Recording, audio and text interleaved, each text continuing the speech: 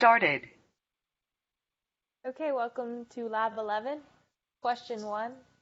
The price level is the average price of goods and services in a country, and it is measured in comparison with the average price in a base year in that country. Because of this, the price level in a given year will only tell us how the prices have changed in comparison with the price during the base year of the same country. You can't make comparisons across countries. Question 2. A few examples of some forces that could cause shocks to the velocity of money include a banking panic, which could slow down the velocity of money as people keep their cash, hyperinflation, which would increase the velocity of money as people buy a lot in order to beat the price rise, and payment methods changing over time, like the use of ATMs, checking cards, or direct deposits. Question 3. If people know the inflation rate, then it can be easier for them to adjust and plan, even if the inflation rate is high. However, on the other hand, if the inflation rate is unpredictable, it can create a lot of confusion of prices and monetary illusions, which will wreak havoc on the effectiveness of long-term planning. Though the average rate is well below 15%, this does not guarantee reach 15% in a given year, so an unexpected rate would become a much bigger problem than a higher, more certain rate. However, in general, the higher rate in itself tends to be more volatile. Question 4. People who owe money get a benefit from surprise inflation. If there is a sudden rise in prices and wages after you borrow a large sum of money, then it will be much easier to make your monthly payments. Question 5.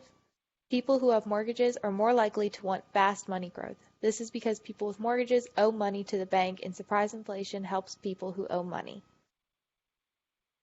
For question 6, inflation will discourage saving. This is because the value of the money saved will decrease over time.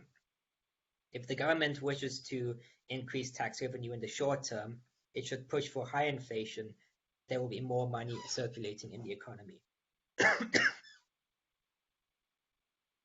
For question 7, the real interest rate would tell more about how many more goods and services one can buy in the next year. This is because this accounts for the inflation rate, whilst the nominal interest rate does not.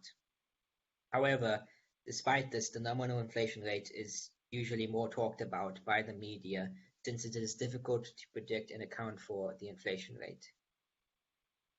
For question 8, according to the Fisher effect, the bigger effect from an inflation rate rise of 10% will be on the nominal interest rate. This is because the nominal interest rate is equal to the equilibrium real interest rate plus the expected inflation rate. For question 9, inflation rate is equal to P2 minus P1 over P1 times 100, where P2 is the price level this year, whilst P1 is the price level last year. Using this equation, we get for the first set of values an inflation rate of 10%, 20% for the second set of values, and 1% for the third set of values. Similarly, for question 10, using the equation P is equal to mv divided by y, we get 15 for P is equal to 15 for the first set of values, P is equal to 20 for the second set of values, and P is equal to 10 for the third set of values. For question 11, it asks, according to the quantity theory of money, if the money supply doubles, what happens to the price level? So this would also double, and this would be 100% change in the price level. And then what would happen to the real GDP? The real GDP would remain constant, so this would be a 0% change. For question 12, it asks for the statements to be reinterpreted into a precise statement about MVP or Y. For part A, if the deposits in banks fell, then the money supply has fallen because there's less money being supplied in the economy. For part B, if American businesses are spending faster, there's an increase in the velocity of money, which is V. For part C, if the price of most consumer goods rose by 12%, this is a 12% growth in the price, so P, in the last year. And then for D, if workers produced 4% more output, that would be an increase in the GDP, so that would be Y has risen.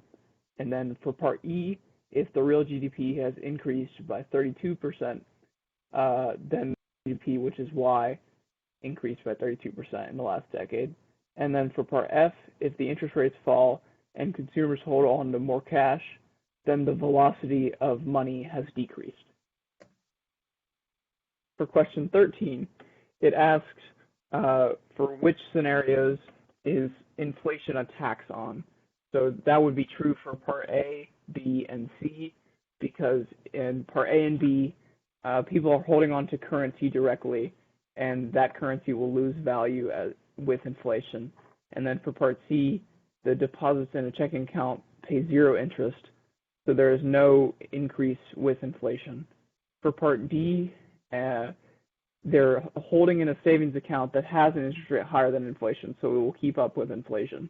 And then for part E, they're investing in a good, they're investing in materials, so a good, and that will increase, the price will increase with inflation as well. For question 14, this scenario is similar to counterfeiting because they're both increasing the supply of money. One is legal, which is the government printing money, and one is illegal, which is counterfeiting. For number 15, we were asked to find the different values that were missing in each of the cases given in the equation that we were given above for the nominal rate. So for the nominal interest rates, and the values missing that we found can be seen as the values highlighted in red in each of the different cases. For number 16, we were asked. Number 16 has a part A and part B. In part A, we were asked to find the CPI in 1990 and the CPI in 2010.